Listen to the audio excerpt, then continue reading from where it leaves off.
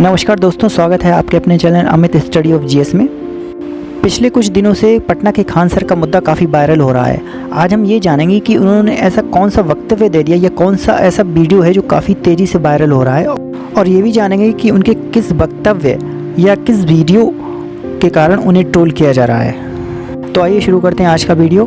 दरअसल मुद्दे की शुरुआत उस दिन से हुई जब उनके कोचिंग के स्टूडेंट्स द्वारा ये पूछा गया कि उनका पूरा नाम क्या है। दरअसल हम खान सर को सिर्फ खान सर के नाम से ही जानते हैं और ये नहीं जानते कि उनका पूरा फर्स्ट नेम वगैरह क्या है। तो जब कई स्टूडेंट्स द्वारा उनसे कहा गया कि अपना नाम बताएं, तो उन्होंने मजाक में ये कह दिया कि कुछ लोग मुझे अमित सिंह के नाम से भी जानते हैं, कुछ लोग मुझे जालिम खां के नाम से भी जानते हैं। तो उन्होंने ये बात कहा कि कुछ लोग मुझे इस नाम से पुकारते हैं, ना कि ये कहा कि मेरा नाम ये है या ये नहीं है।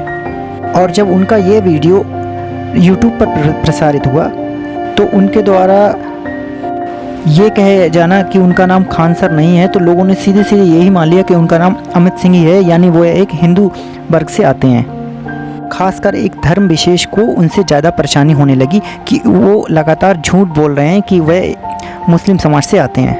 लोगों को ये कन्फर्म होने लगा कि शायद इसी वजह से वह हिंदू धर्म में ज़्यादा आस्थावान है। तो क्या वास्तव में खान सर का नाम अमित सिंह ही है, या कहीं कभी कभी उन्हें जलालुद्दीन या जालिम खां के नाम से भी जाना जाता है? तो उनका वास्तविक नाम है क्या?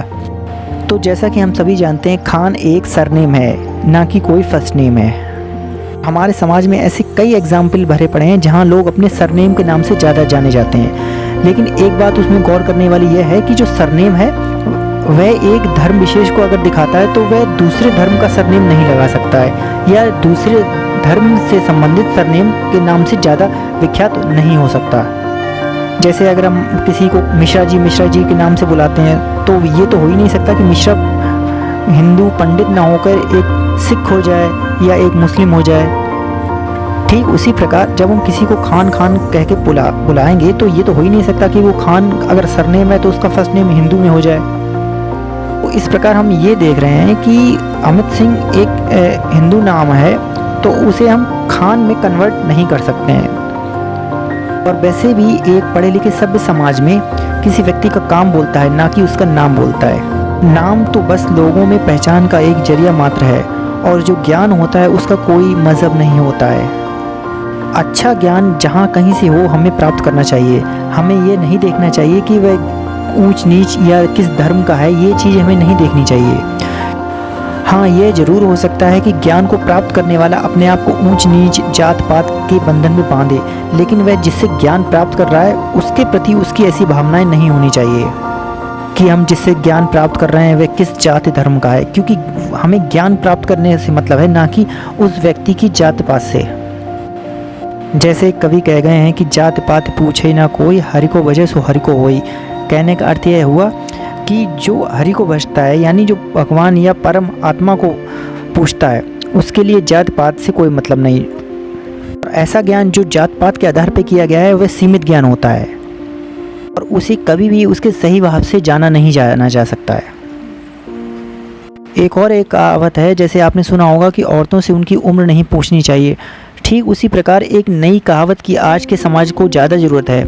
कहावत यह है कि गुरु से कभी उसकी जाति धर्म नहीं पूछा जाना चाहिए, क्योंकि जब हम अपने गुरु से धर्म जाति के बारे में पूछते हैं तो कहीं ना कहीं आपके मानसिकता में पॉजिटिव या नेगेटिव विकार के भाव जरूर उत्पन्न हो जाएंगे।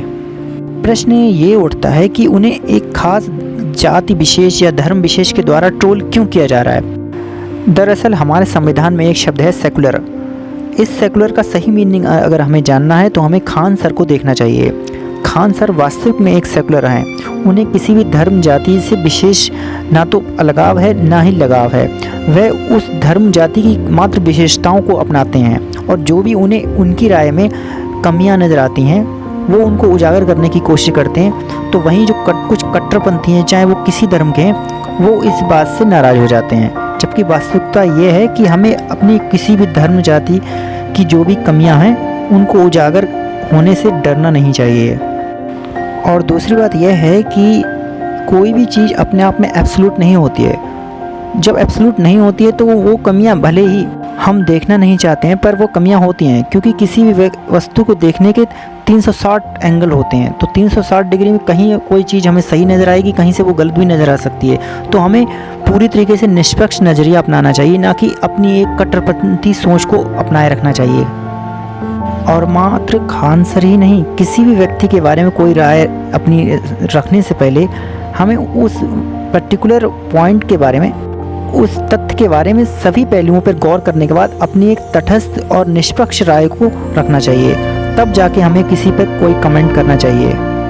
वैसे भी आजकल ये फेमस पब्लिसिटी स्टंट बनता जा रहा है कि हम किसी भी फेमस पर्सनैलिटी के नाम कुछ ट्रोल कर दें और रातों रात फेमस हो जाएं, जबकि यह एक घटिया पब्लिसिटी स्टंट है।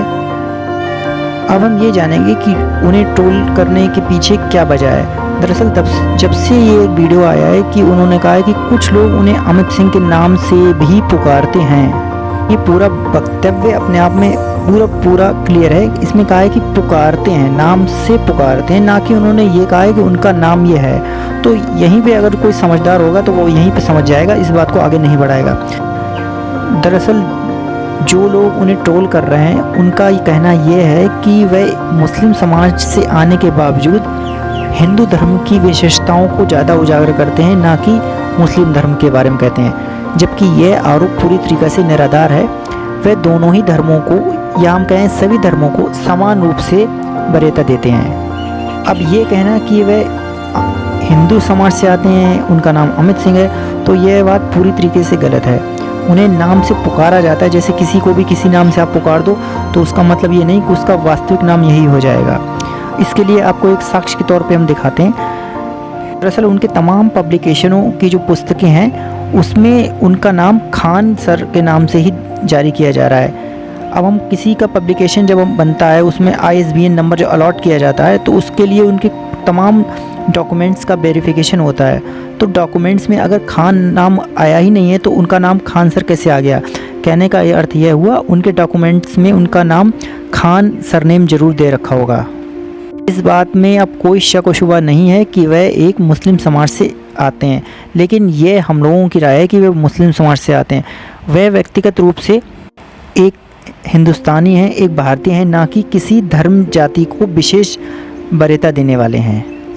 उनकी नज़र में सभी धर्म समान हैं और हमें अपने अपने धर्मों का पालन करना चाहिए। और हमारा प्रथम धर्म है हमारे भारतीय होना, ना कि हिंदू या मुसलमान होना, क्योंकि ये सब सेकेंडरी है। प्राथमिक है हमारा एक भारतीय होना।